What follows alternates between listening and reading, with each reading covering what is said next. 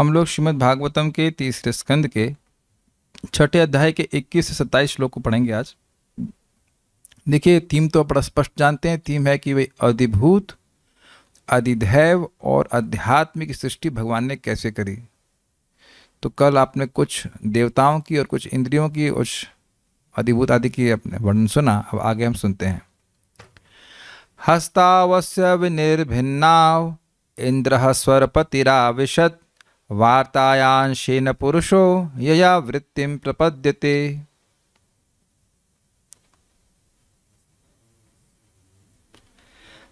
तत्पश्चात जब विराट रूप के हाथ पृथक हुए तो स्वर्गलोक का शासक इंद्र उनमें प्रविष्ट हुआ और इस तरह से जीव अपने जीविका हेतु व्यापार चलाने में समर्थ हैं।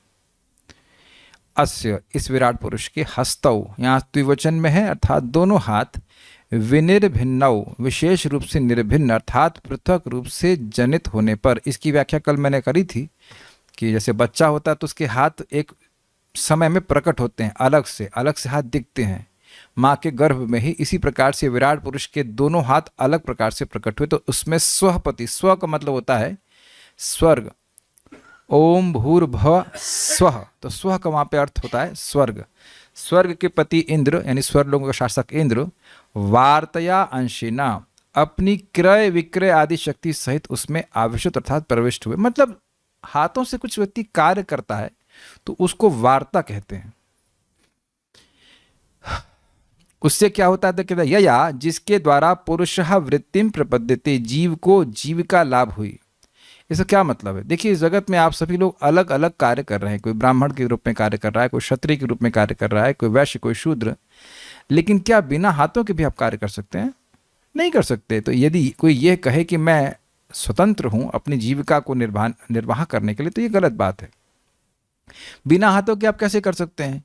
और वो हाथ कंट्रोल कौन करता है? इंद्र करते हैं। तो इंद्र हो गए अधिदैव, उसके बाद जो हाथ हो गए वो हो गए अधिभूत, उसमें जो शक्ति है कार्य करने की वह हो गया अध्यात्म, कार्य करने की इंद्रिय, हाथों की शक्ति, और वृत्तिम, जो इसकी जीविका प्राप्त कर जिस इस हाथों से जो कार्य करने की शक्ति है जिससे जीविका प्राप्त होती है, ये हो गया अधिभूत। सबने कैच किया इस बात को? थोड़ा सा अलग तरह से यहाँ पे वर्णन है तो थोड़ा सा ध्यान से सुनना होगा, समझ में आ जाएगी बात। अगला देखते हैं। पादवस्य विनिर्भिन्नौ लोकेशो विष्णुराविशत् गत्या स्वांशेन पुरुषो यया प्राप्यम प्रपद्यते। तत्पश्चात विराट रूप के पांव पृथक रूप से प्रकट हुए और विष्णु नामक देवता भगवान ने उनमें आंशिक गति के साथ प्रवेश किया। इससे जीव को अपने गंतव्य तक जाने में सहायता मिलती है। तो यद्यपि नाम है विष्णु, लेकिन हैं ये देवता। ये भगवान विष्णु को सूचित नहीं करता। भगवान विष्णु हमारे हृदय में निवास करते हैं। भगवान विष्णु नियामक देवता के रूप में हमारे चरणों में निवास नहीं करते। तो इसलिए यहाँ जो विष्णु शब्द आया है वह देवता के रूप के लिए है, जो देवता भगवान के विभिन्न अंश हैं।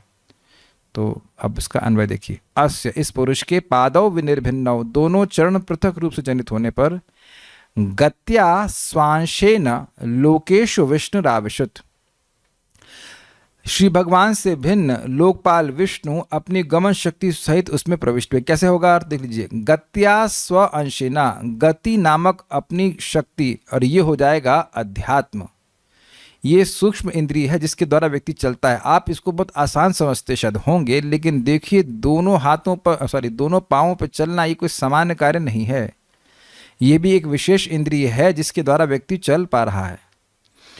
तो इस इंद्रिय को, गमन करने की शक्ति को या चलने की इंद्रिय को विष्णु नाम के देवता संयमित करते हैं, लेकिन ये विष्णु भगवान विष्णु नहीं है, यह कहा गया है। ठीक है ना? तो यहाँ पे अधिदैव हो गए देवता विष्णु, अध्यात्म हो गया चलने की शक्ति, और अधिभूत हुआ पैर, दोनों पैर, और एक और अधिभूत हुआ यया, जिस गमन शक्ति द्वारा पुरुषः प्राप्यम, जीव ने देशांतर आदि गमनागमन लाभ किया, यानी प्रपद्यते। इसका मतलब क्या है? पैरों का विषय क्या है? पैरों का इंद्रिय विषय ये है कि उस गति की शक्ति से, उस गमन की शक्ति से व्यक्ति एक स्थान से दूसरे स्थान में आता है या जाता है। तो जब कोई व्यक्ति एक स्थान से दूसरे स्थान में गया तो उसे कोई अपने अपने गंतव्य की प्राप्ति हुई। जैसे जीव को स्वाद के रूपी विषय की प्राप्ति होती है, ऐसे ही पैरों के द्वारा किसी दूसरे स्थान को प्राप्त करना, जब प्राप्त करता है व्यक्ति तो उस स्थान की प्राप्ति होती है। तो ये जो आना जाना है, एक स्थान से दूसरे स्थान, दूसरे स्थान से तीसरे स्थान, ये जो रिजल्ट निकला कि हमने चेंज की अपनी पोजीशन, वह पैरों का इंद्रिय विषय है। ये समझ में आ रहा है? यहाँ से बातें थोड़ी अजीब सी लग रही होंगी। ये चलना पैरों, मतलब जो स्थान प्राप्त हो गया, ये इंद्रिय विषय कैसे हो गया? हाथों से कुछ कर्म होता है, हाथ कर्म इंद्रिय हैं, तो उसका विषय क्या है? वार्ता। उसका विषय है जीविका, वृत्ति लाभ, उससे कुछ प्राप्त होता है। उसी प्रकार से पैरों से भी क्या प्राप्त होता है? पैरों से स्थान का परिवर्तन प्राप्त होता है। क्या ये नहीं समझ में आ रहा है? पैरों से ही तो स्थान का परिवर्तन होता है। पैर ही ना हो तो व्यक्ति चलेगा कैसे? वहीं पड़ा रहेगा। I think this is very clear, not difficult to understand. तो ये जो स्थान का परिवर्तन है, इससे एक स्थान से दूसरा स्थान प्राप्त होता है, तो जो प्राप्त स्थान है वह उसका इंद्रिय विषय है। तो अब समझना चाहिए कि पैरों से भी भक्ति होती है। जैसे हम अपनी अन्य इंद्रियों से भगवान की भक्ति करते हैं, तो जैसे वृंदावन की परिक्रमा करना है, गिरिराज जी की परिक्रमा करना है, कोई मथुरा मंडल की परिक्रमा करते हैं, मंदिर की परिक्रमा करते हैं, तुलसी जी की परिक्रमा करते हैं, भगवान की परिक्रमा करते हैं, वैष्णवों की भी परिक्रमा करते हैं। तो ये सब पैरों से की जाने वाली भक्ति है। जैसे मान लीजिए मैं यहाँ से वैसे घर से उठ करके यहाँ पे आया हूँ क्लास देने के लिए, तो इसमें मेरे पैर भी नियोजित हैं। सिंपल सी बात है। तो मुझे इस समय क्लासरूम प्राप्त हुआ, तो ये पैरों के द्वारा, पैरों का इंद्रिय विषय है, लेकिन ये भगवान की सेवा के निमित्त है। I think it's very clear. अब मान लीजिए आप लोगों को पता होगा, प्लान होगा कि मेरा यहाँ से अभी 8 बजे मैं पिक्चर हॉल, नई पिक्चर लगी मथुरा में, वहाँ जाना, नहीं वहाँ नहीं जा रहा हूँ, लेकिन अगर कोई जा रहा है तो पैर उसको अब फिल्म की ओर लेके जा रहे हैं। फिल्म नहीं, सॉरी, नरक की ओर लेके जा रहे हैं। लेकिन I mean just for the sake of saying, कोई घूमने जा रहा है, कुछ और बहुत सारी चीज़ें आप देखते हैं, तो वह पैर का विषय होता है। अगर आप हम लोग को कह दिया जाए कि दिन भर बैठे रहो, तो वह भी एक दिक्कत है कि पैरों को भी चलना अच्छा लगता है। आई think this is very clear. तो जो पैरों का विषय है वह आना जाना, इधर जा रहे उधर जा रहे, तो ये उसका इंद्रिय विषय, और ये हो गया अधिभूत। तो अधिभूत दो हैं, दो पैर अधिभूत हैं, और जो प्राप्तव्य स्थान है, जहाँ जो हमको प्राप्त स्थान, जिस स्थान की प्राप्ति होती है पैरों से, वह भी अधिभूत यहाँ पे कहा जाएगा। Okay, next.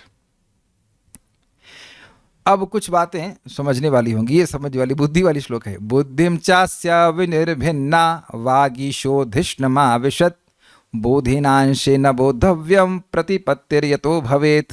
ये बड़ा अच्छा श्लोक है। जब विराट रूप की बुद्धि पृथक रूप से प्रकट हुई, तो वेदों के स्वामी ब्रह्मा बुद्धि की आंशिक शक्ति के साथ उसमें प्रविष्ट हुए, और इस तरह जीवों द्वारा बुद्धि के ध्येय का अनुभव किया जाता है। अब एक प्रश्न बन सकता है कि भाई ये इससे पहले कह नाम से भी आया था। जब उपस्थ जननेंद्रियों की बात आई थी तो उसमें भी बात आई थी कि कह यानी ब्रह्मा जी से प्रवेश की, और यहाँ कह रहे हैं कि बुद्धि में भी प्रवेश की। तो वहाँ पे एक एक्सप्लेनेशन दिया जाता है कि कह मतलब प्रजापति। तो प्रजापति ब्रह्मा जी को भी इंगित कर सकता है, और प्रजापति दक्ष को भी इंगित कर सकता है। और दूसरे स्कंद में दक्ष को जननेंद्रियों का नियामक कहा गया था। तो इसलिए कोई विरोधाभास नहीं है। तो ऐसा स्वीकार कर सकते हैं कि कह मतलब प्रजापति, जो पिछले श्लोकों में आया है, वह जननेंद्रिय को संयमित करने वाले हैं, और ये जो ब्रह्मा जी हैं वह बुद्धि में प्रवेश करने वाले, बुद्धि को नियमन करने वाले हैं। अस्य, इस विराट पुरुष की बुद्धि के विनिर्भिन्ना पृथक रूप से प्रकट होने पर, च वागीशा, उसके नियामक देवता ब्रह्मा, वाग ईशा, वाग मतलब वाणी की ईश, तो यानी कि ब्रह्मा, वाणी की देवी है सरस्वती, सरस्वती के ईश्वर हैं ब्रह्मा जी, तो इसलिए वागीशा मतलब ब्रह्मा जी। दिष्णम, अपने अधिष्ठान बुद्धि में बोधेना अंशेन, बोध रूप अंश सहित, यानी कि बुद्धि का यहाँ पे जो सूक्ष्म इंद्रिय है वो है बोध, बोध होना, कोई बात समझ में आना। तो समझने वाली जो इंद्रिय है वह हो गई अध्यात्म यहाँ पे, ये बात थोड़ा इस श्लोक को का बोध होने में बहुत दिमाग लगता है, बहुत सूक्ष्म हो जाता है, क्योंकि बुद्धि भी तो इंद्रिय लग रही है, लेकिन बुद्धि का यहाँ पे कुछ और अर्थ है, वे आप टीकाओं से पढ़ेंगे तो समझ में आ जाएगा। तो अभी आप अन्वय समझिए। बोधेन अंशेन आवश्यक, अपने बोध रूप अंश सहित प्रविष्ट हुए, यतः जिस बोध रूप अंश द्वारा यानी इस अध्यात्म के द्वारा बोधव्यम जीव में ज्ञातव्य विषय प्रतिपत्तिर भवेत, ज्ञातव्य विषय का लाभ हुआ। मतलब जैसे मैं यहाँ कुछ बोल रहा हूँ तो यह यहाँ पे कुछ ज्ञातव्य है आपके लिए, जो जानने योग्य हो ऐसा कुछ है। ये समझ रहे हैं कि नहीं समझ रहे हैं? यहाँ श्लोकों के शब्द हैं, अनुवाद है, तात्पर्य है, इसको ही समझने के लिए आप यहाँ पे आए हैं, तो इसे कहेंगे ज्ञातव्य, जो जानने योग्य हो। तो जानने योग्य वस्तु हो गई अधिभूत, और वह बोध के द्वारा समझी जाती है। ये बोध हो रहा है कि नहीं हो रहा है? नहीं हो रहा है। अच्छा, जब कहानी सुनाता हूं तो बोध हो जाता है कि नहीं हो जाता है? वो भी नहीं होता। अगर मैं भी बोलना शुरू करूं, एक बार की घटना है, तो तुरंत सब लोग समझना क्या कौन सी घटना है, तो कहानी समझ में आ जाती है। लेकिन जब बहुत सूक्ष्म विषय हो जाता है, सूक्ष्म चर्चा होती, तो वह पल्ले नहीं पड़ती। जब हम सभी के संग होता है कि कोई विषय जब पल्ले नहीं पड़ता है, जब कहते हो पल्ले नहीं पड़ा, तो पल्ले का मतलब है कि उसका बोध नहीं हो पा रहा है, बुद्धि उसको ग्रहण नहीं कर पा रही। देखिए, न सिर्फ ये भागवत में होता है, आप लोगों ने मैथ्स, फिजिक्स, केमिस्ट्री में भी देखा होगा कि पढ़ रहे हैं लेकिन वह विषय का बोध नहीं हो पा रहा है, समझ नहीं पा रहे हैं उसको, तो वहां बुद्धि का प्रवेश नहीं हो पा रहा है। ये जैसे एक भक्त हमको पूछे, प्रभु ये विराट पुरुष, विराट रूप और विश्व रूप क्या है, हम समझ नहीं पा रहे हैं। तो समझ नहीं पा रहे का क्या मतलब हुआ है? इसका बोध नहीं हो पा रहा है। तो बोधव्य क्या हो गया? इनका क्या भेद है, यह उसका ज्ञातव्य विषय हुआ, और बोध करने की शक्ति है वह अध्यात्म हो गया। ठीक है, और उसके देवता हैं ब्रह्मा जी। कभी कभी किसी वक्ता से पूछा जाता है कोई प्रश्न और उत्तर नहीं दे पाते हैं, तो क्या कहते हैं? क्या हम ब्रह्मा हैं जो सब जानते हैं? अर्थात क्या हम ब्रह्मा हैं जो सब कुछ जानने वाले हैं, सबका बोध करने वाले हैं? नहीं हैं। तो ब्रह्मा जी इस बोध के नियामक हैं। सारार्थ दर्शनी तरह देखिए, समझ में आ जाएगा। यहाँ बुद्धि का अर्थ वह स्थान है जहाँ बुद्धि स्थित होती है, अर्थात हृदय का एक देश। अब ये से थोड़ा समझने का प्रयास कीजिए। देखिए, एक दिक्कत आ रही है। दिक्कत क्या है?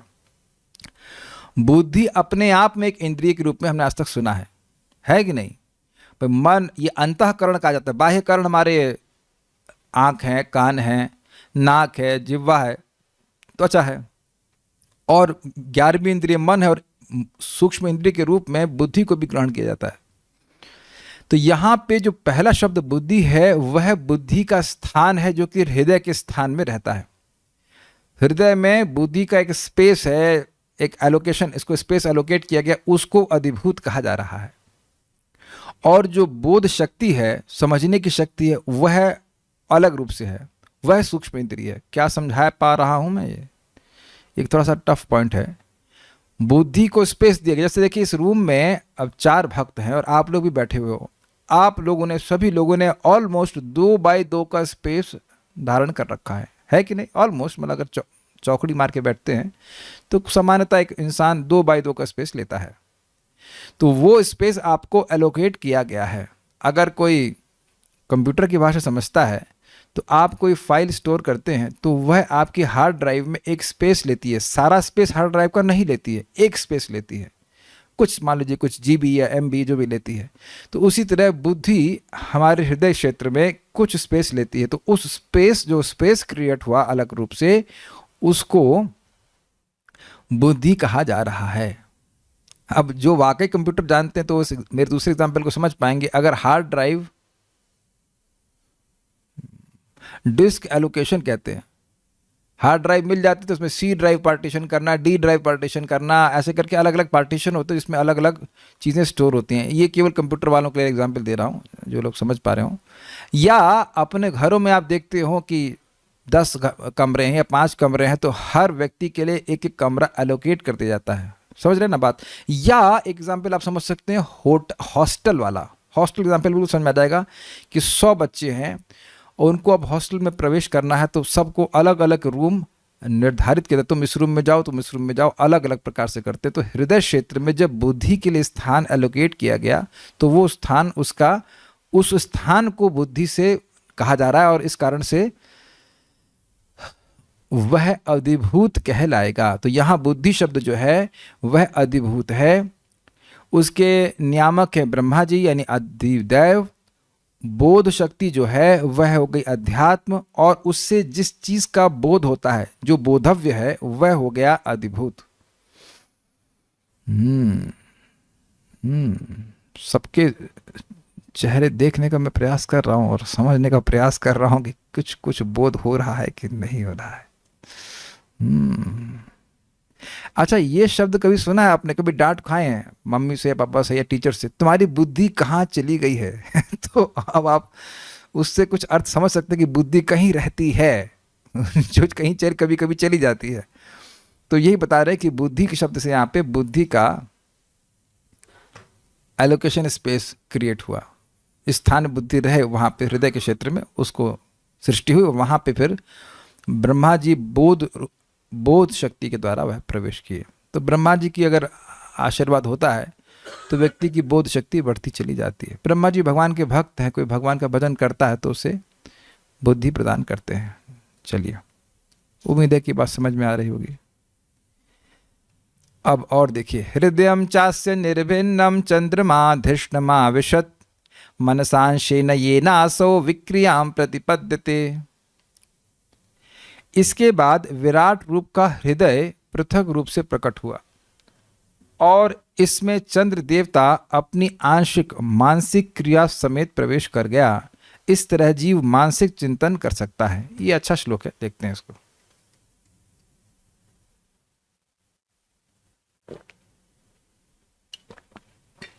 अस्य, इस विराट पुरुष का, हृदयम च निर्भिन्नम, हृदय पृथक रूप से प्रकाशित हुआ। तब यहाँ पे हृदय का भी वही अर्थ है कि मन के लिए एक स्थान हृदय क्षेत्र में प्रकट हो गया।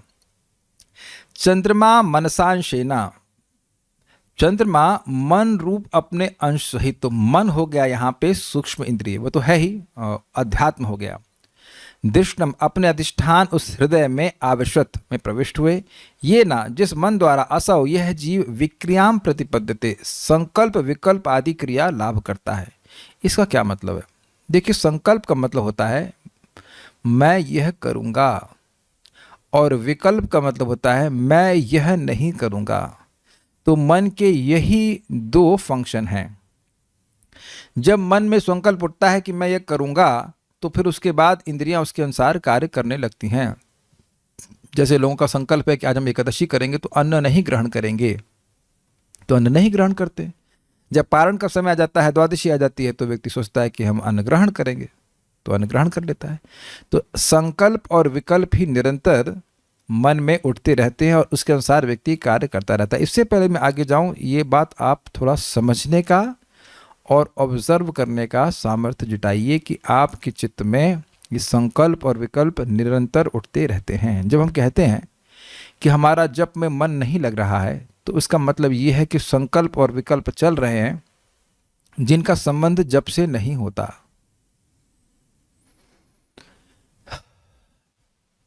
इस जीवन में आप जो कुछ भी कार्य कर रहे हो या मैं भी कार्य कर रहा हूं, उसके पीछे संकल्प है। Is that clear? मैं यहाँ जाऊँगा, मैं यह कार्य करूँगा, तो ये संकल्प पहले व्यक्ति के मन में आता है, फिर उसके आगे वो कार्य करता है। तो यही बात यहाँ पे बोल रहे हैं कि मन की सृष्टि होने के बाद संकल्प विकल्प हो रहा। तो अब हृदय जो था क्षेत्र वह हो गया अधिभूत, चंद्रमा हो गए मन के नियामक देवता यानी अध्यात्म, मन हो गया चंद्रमा हो गया अधिदैव जो कि इस मन के नियामक देवता हैं, और मन हो गया अध्यात्म और इसके संकल्प और विकल्प हो गए अधिभूत। संकल्प और विकल्प नामक विषयों को मन ग्रहण करता है या पाता है।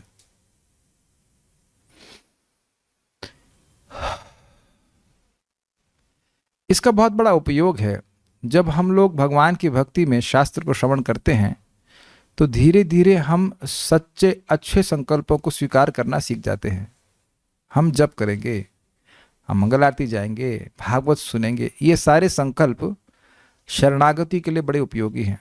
आनुकूलस्य संकल्पम प्रतिकूलस्य वर्जनम, जो भक्ति के अनुकूल है उस संकल्प को ग्रहण करना, और जो भक्ति के प्रतिकूल है उनको नहीं ग्रहण करना, ये शरणागति का पहला स्टेप है। आई think this is very clear.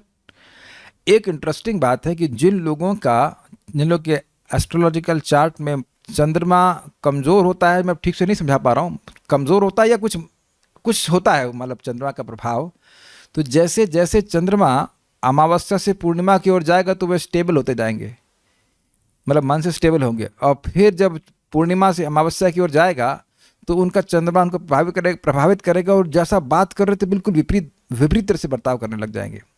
हम कुछ लोगों को जानते हैं ऐसा इस प्रकार के हैं, उनका मन जो है वो सभी का मन चंद्रमा से प्रभावित होता है, लेकिन उनका चंद्रमा कुछ वीक है या कमज़ोर है, डिटेल्स हमको नहीं पता, लेकिन कुछ ऐसा होता है कि वो बर्ताव अलग अलग करने लगते हैं। एक भक्त हमको बताया कि कुछ पूर्णिमा होती है या एकादशी के बाद ऐसा कुछ होता है कि उनको बहुत क्रोध आता है, और इतना क्रोध आता है कि वो अपना मोबाइल फेंक के तोड़ देते, कई मोबाइल वो तोड़ दिए, वो कहते हैं हम कोई कंट्रोल नहीं कर पा रहे हैं। तो चंद्रमा का प्रभाव हमारे मन पर होता है, तो ये है हिसाब किताब। चंद्रमा हमारे मन को कंट्रोल करने वाला है। नेक्स्ट है, ये इंटरेस्टिंग है, ये अभिमान के बारे में, जो मिथ्या अहंकार है यह भी एक देवता रुद्र कंट्रोल करते हैं, उसके बारे में हम पढ़ते हैं।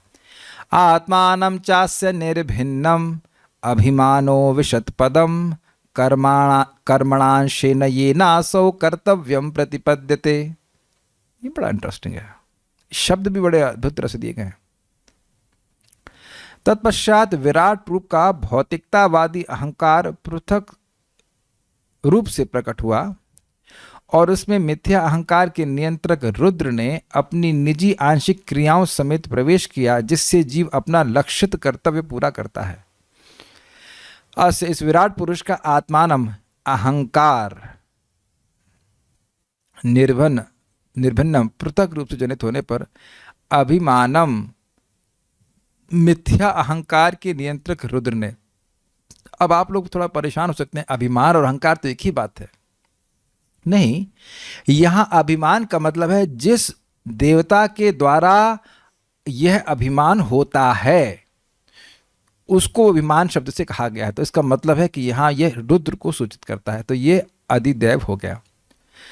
वह रुद्र कर्मणांशिन अहम वृत्ति रूप अपने अंश सहित। देखिए, जब तक व्यक्ति कुछ यह मानता नहीं है कि मैं यह हूं, वह कर्म नहीं करने वाला। पुरुष यह मानता है कि वह पुरुष है, इसलिए पुरुष के अनुसार कार्य करेगा। स्त्री यह मानती है कि उसे मानना ही होगा कि वह स्त्री है, तो स्त्री की तरह कार्य करेगा। हम लोग यह नहीं मानते कि हम लोग छिपकली हैं। छिपकली ये मानती है कि वह छिपकली है, इसके लिए वो अपना कर्म, उसकी कर्म की वृत्ति है, अहम वृत्ति ऐसी कि मैं ये हूँ और मुझे मेरा भोजन ये कीड़े हैं। इंसान ऐसा नहीं मानते हैं। जो हम अपने को मानते ही नहीं, वह कार्य हम कभी करते ही नहीं। कुछ समझ पा रहे हैं? हमारे कर्मों के पीछे हमारी अहम वृत्ति है। क्या ये देख पा रहे हैं? ये बहुत सूक्ष्म हो रहा है। जो माता जी लोग हैं वह अपने परिवार के लिए भोजन बनाती हैं कि होटल में जाके खाना बनाती हैं? कौन माता जी यहाँ होटल में जाके खाना बनाती है? नहीं, संकल्प नहीं आता मन में, कभी संकल्प ही नहीं हुआ कि हम होटल में जाके खाना बनाएंगे। क्यों बनाएंगे? वैसा अहम भावना आती ही नहीं है। जो प्रभु जी लोग अपना बिजनेस करते हैं, ये कार्य करते हैं, उनकी भी ये अहम वृत्ति है कि मैं यह व्यक्ति हूँ, मैं बिजनेसमैन हूँ, या मैं इस अमुक कंपनी में काम करता हूँ। तो उस अहम वृत्ति के अनुसार ही व्यक्ति कर्म करता है, इसलिए कर्म शब्द से अहम वृत्ति रूप को रखा गया। तो ये अहम वृत्ति रूप जो है वह भी अध्यात्म है। क्या ये समझ में आ रहा है या कठिन हो रहा है? आई think this is very easy, not difficult. उन्होंने पदम अर्थात अपने अधिष्ठान अहंकार में प्रवेश किया। अविशत मतलब प्रवेश किया। ये ना जिस अहम वृत्ति द्वारा, यानी अहम वृत्ति हो गया अध्यात्म, उसके द्वारा असौ यह जीव कर्तव्यम प्रतिपद्यते, करणीय कार्यकलाप प्राप्त करता है। इसका मतलब क्या है? अहम वृत्ति, मैं डॉक्टर हूँ, मैं इंजीनियर हूँ, मैं इरिगेशन डिपार्टमेंट में हूँ, मैं इलेक्ट्रिकल डिपार्टमेंट में हूँ, मैं ये हूँ, मैं वो हूँ, मैं ये हूँ। इस प्रकार की वृत्ति के अनुसार व्यक्ति अपने कर्तव्य अर्थात जो उसे करना योग्य है उसका निर्धारण करता है। कृष्णारविंद प्रभु कभी अब बिजली के पोल के ठीक करने के लिए चढ़े हैं क्या ऊपर? ये हमारा काम है। जैसे ही मैंने ये पूछा तो आपके मन में यही आएगा, क्या यह मेरा काम है? और बिल्कुल सही निर्णय। ये आप बिजनेसमैन है तो आप कहेंगे भाई मैं बिजनेसमैन हूं, मेरा ये काम नहीं है। अच्छा तो आप कपड़े का बिजनेस तो करते होंगे? कहने क्या क्या फिर आप प्रश्न करें कि सारे लोग कपड़े का बिजनेसमैन करते हैं? नहीं नहीं, हम बिजनेस कपड़े का नहीं करते हैं। तो गोल्ड बेचते हैं? नहीं, गोल्ड का भी नहीं। जिस चीज के बिजनेसमैन आप हैं उस अहम वृत्ति के अनुसार ही आपका कर्तव्य माना जाता है। माना क्या जाता है? हम स्वयं मानते हैं। कोई यहाँ पे टीचर होगा तो टीचर पहले मानेगा कि मैं टीचर हूं, फिर उसके अनुसार वह कार्य करेगा। तो इसलिए जो उसका कर्तव्य है वह उसको प्राप्त होता है उसकी अहम वृत्ति के द्वारा। मुझे आज ऐसा लग रहा है कि मैं संस्कृत ही बोल रहा हूँ। जैसे सब लोग के फेस देख के लग रहा है कि किसी को कुछ समझ में नहीं आ रहा है। I am feeling very discouraged. क्या यह नहीं समझ पा रहे हैं? अच्छा, कल सुबह उठ के क्या करने वाले? एक्सेप्ट भक्ति। भक्ति तो मुझे पता है कि 24 घंटे आप लोग भक्ति ही करते हो, लेकिन भक्ति के अलावा भी तो कुछ करते हैं कि नहीं करते? तो जो कर रहे हैं वह अहम वृत्ति के अनुसार ही है कि नहीं है? बताइए। क्यों हम माता जी लोग क्या दूसरे घर में पोछा लगाने चले जाते हैं? नहीं, अरे नहीं भाई, अपने ही घर में मानते ना कि मैं यहाँ की वटेवर किसी की बेटी हूँ, किसी की बहू, या जो कुछ भी है वो ये मान रहे हैं, फिर ना काम कर रहे हैं उसके अनुसार। तो अहम वृत्ति के द्वारा आप हमको सबको एक कर्तव्य प्राप्त होता है। ये भाषा समझने में कठिनाई है? नहीं आ रहा समझ में? आ रहा है? नहीं आ रहा है? कोई रिएक्शन नहीं। कोई रिएक्शन मतलब ये भी नहीं समझ में आ रहा है कि क्या समझ में नहीं आ रहा। This is too much. This proves I am a very bad teacher. मैं बहुत डिस्करेज हो रहा हूँ। क्या ये सब कुछ समझने में बहुत कठिनाई हो रही है? अहम वृत्ति के द्वारा ही आपको अपना कर्तव्य प्राप्त होता है। I think it's not difficult. जैसे देखिए भारत के कोई जवान, हाँ एक मिनट रुकिए, भारत जवान से बात नहीं करूंगा। आप लोग कभी जाड़े में -35 में बर्फ में खड़े होने वाले हैं? कभी हुए? नहीं। हमारे संतुष्ट कृष्ण बता रहे थे कैसे इनका सियाचिन ग्लेशियर में, कहाँ पोस्टिंग, सियाचिन में हुई थी ना शायद, मतलब उधर जम्मू कश्मीर और ऊपर ठंड में। तो बता रहे थे प्रभु जी की -30 में भी वो खड़े होते थे। तो उस समय ये मान्यता प्रभु मान रहे थे कि मैं भारत का सैनिक हूं। तो भारत का सैनिक है, इसलिए मेरा कर्तव्य क्या है? कुछ ग्रहण कर रहे हैं। जैसे आपने यह स्वीकार किया कि मैं ये हूं, तो नेक्स्ट पॉइंट आएगा कि मेरा कर्तव्य क्या है। यानी कर्तव्य की प्राप्ति उस अहम वृत्ति के द्वारा कि मैं क्या हूं यह मान करके उससे कर्तव्य मिल जाता है अपने को, और उसके अनुसार व्यक्ति कर्तव्य करता है। तो यहां पे जो अभिमान है वह हो गया अधिभूत, सॉरी अहंकार जो है वो हो गया अधिभूत। अभिमान के देवता यानी रुद्र यानी शिव जी हो गए उसके नियामक देवता यानी कि अधिदेव। कर्मणा कर्म यानी कि अहम वृत्ति रूप जो है वह हो गया, अहम की वृत्ति हो गई आपका अध्यात्म, और उसके द्वारा जो प्राप्तव्य कर्तव्य है वह हो गया अधिभूत फिर से। तो ये सब हिसाब किताब है। अब हो सकता है कि कोई ब्लेम करे कि सब इतना कठिन विषय ले रहे हैं, लेकिन देखिए अगर स्वयं से कोई पढ़ेगा तो वो यही करेगा कि इनको छोड़ करके आगे बढ़ जाएगा, है ना? या फिर पढ़ेगा ही नहीं। लेकिन उसको जब पढ़ेगा नहीं तो फ्लो तो टूट जाएगा ना कि मैत्रेय मुनि किस बात का उत्तर दे रहे हैं। फिर तो भागवत नहीं समझ पाएंगे ना। आप विचार कीजिए, जब बीच का फ्लो ही टूट गया तो आगे का श्लोक क्यों आ रहा है, आगे का अध्याय क्यों शुरू हो रहा है, वो नहीं समझ में आएगा। आप अगर ध्यानपूर्वक सुन ही रहे हैं मुझे लगता है, तो आप देख रहे हैं कि एक अध्याय अंत होता है, उसके लिंक बनता है अगले अध्याय का। तो अगर एक अध्याय छोड़ दिया जाएगा तो अगला अध्याय भी ठीक प्रकार से नहीं समझ में आएगा। तो अगर कठिन भी लग रहा है तो भी थोड़ा समझने का प्रयास कीजिए। श्रीधरी, इस श्लोक में आत्म शब्द से अहंकार को कहा गया है, आत्मानम शब्द था वहां पे। कर्म शब्द से अहम इस तरह से प्रतीत होने वाली वृत्ति को कहा गया है।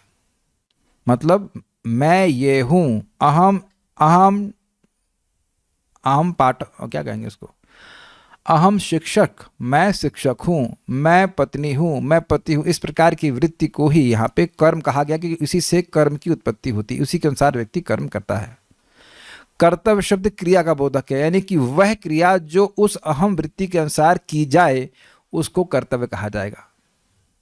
अहंकार का अधिष्ठात्र देवता अभिमान अर्थात रुद्र है, ये हो गए अधिदेव। अहम वृत्ति उसका अंश है अर्थात उनकी शक्ति है, क्रिया ही उसका विषय अर्थात अधिभूत है।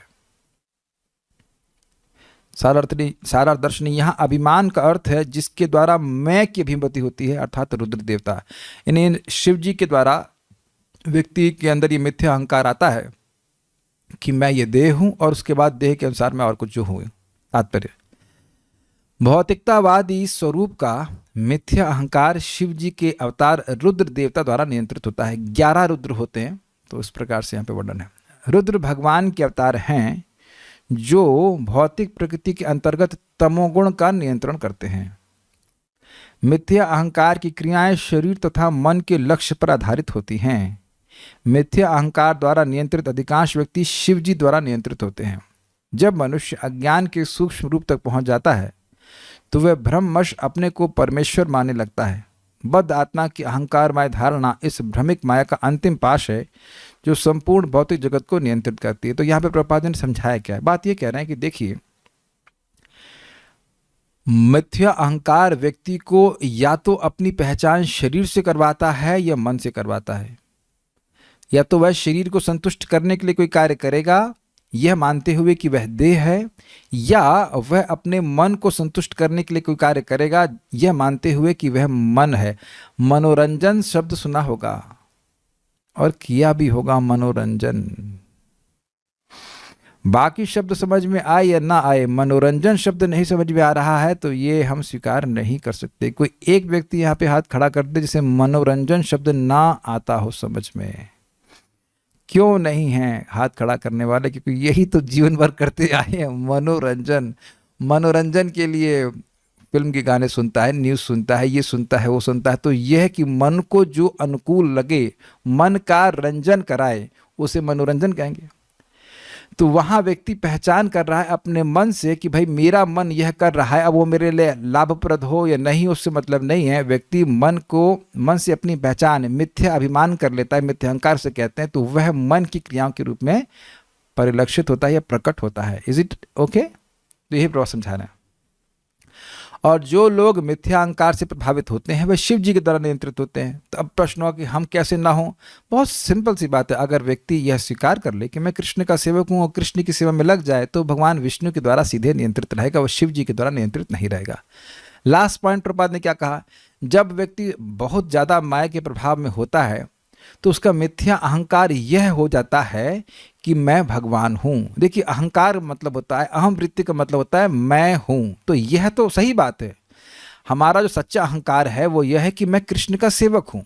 लेकिन यह अहंकार छोड़ करके जो कुछ भी भावना हो रही है कि मैं पति हूँ, मैं पत्नी हूँ, मैं ये हूँ, मैं वो हूँ, यह सब मिथ्या अहंकार के कारण ही है।